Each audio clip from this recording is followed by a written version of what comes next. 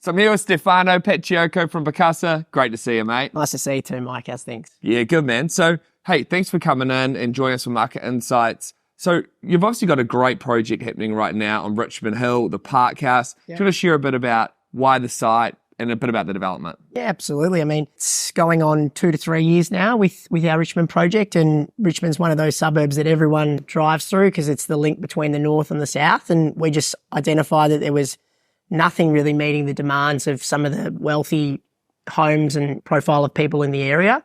So we spent a little while looking for a site, and then this one came up and it was just ticked all the boxes for us because it not only was it in central Richmond, the best part of Richmond, it had this amazing sort of park, little pocket park behind it that made it feel like a little New York or European type village. And then it had protected city views.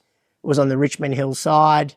For us, it was just a dream come true. I wish we could find 20 of those little sites, but they're very hard to come by. And I guess probably that's ended up proving correct because the development so far has gone really well. It's the market uptake's been amazing, better than we could have expected. You know, it's been a tough market that ever pretty well documented. But, you know, our building's 80% sold, all sold to owner-occupiers in the area. We've worked with all of the purchasers to kind of tailor it to their home, and that's what they're buying. They're buying a home. They're not buying a good or a product. It's what they want to spend their retirement in. So they come to us initially because they recognise the terrific elements of the site, and then we kind of make it hopefully a really good experience for them by working with them all the way through from sales right through to settlement. I think that's one of the things that people often forget with buying off the plan is that often there's a degree of customization that can happen, and you can really enable the buyer to tailor exactly what you're looking for.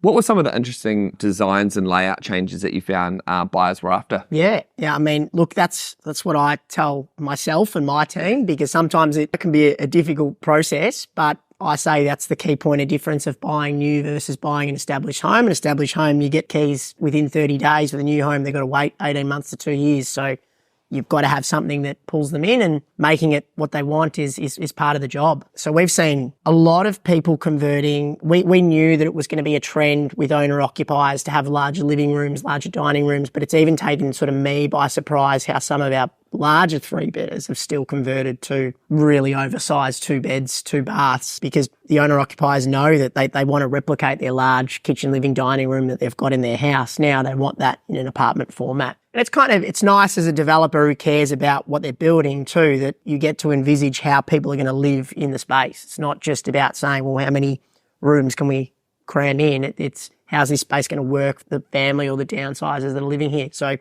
conversions to 2 beds, then, everything from including bars and this sort of thing, saunas. We've had a request for saunas. Right. But then even, right down to details of how doors open on wardrobes and how wide the shelves are. So all little... That's pretty cool that they can go down to that. I mean, I'm sure it's like an administrative nightmare. It is an administrative nightmare, awesome for and the consumer. builder usually wants to kill us, but that's our point of difference. We're not a big player, so we have to roll our sleeves up and give people what they want. I think that's the thing, is like, bigger isn't always better. We talk about how experience counts for a lot. But I think when you've got that attention to detail and bring an amazing team together, you can really deliver something special.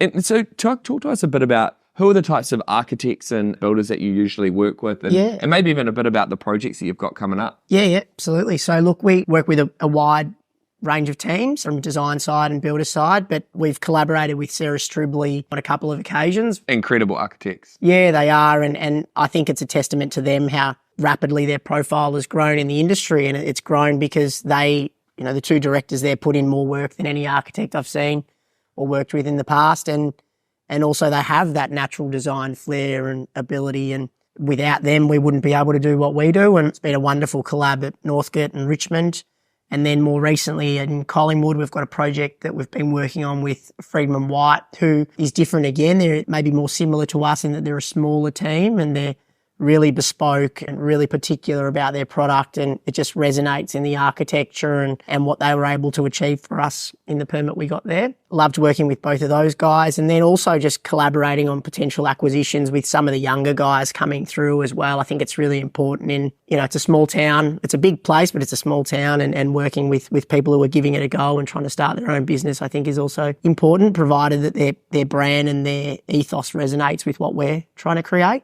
It's a new generation of developers coming through where our brand is important to us. So it's not just about the architect and the builder anymore, but we see it as a bit of an amalgamation and collaboration working together. From a builder perspective, we're working with D5 on Richmond, which is another good example of what I'm talking about. They're not the biggest builder, but I first met Serge, the director there, when he was building townhouses, but he goes and gets his kitchens from Italy and sourced his own procurement from Italy. So I get it. He puts in that extra effort that I think makes his brand and his buildings that little bit better. So we're really looking forward to seeing what they can produce for us at Richmond. They're going well. Obviously with Richmond, I was actually driving past there yesterday and commented to my wife just how many new bars and restaurants and stuff are coming to that part of the market. You know, you've got Northcote, yep. You know, and was it Collingwood as well? Yeah. So obviously there's kind of a bit of a similar sort of thread as far as the type of demographic that lives in those areas. Yep. Is there a reason behind that and why they're kind of linked and how do you feel about that? Look, I think in life, if you're not doing what you're passionate about,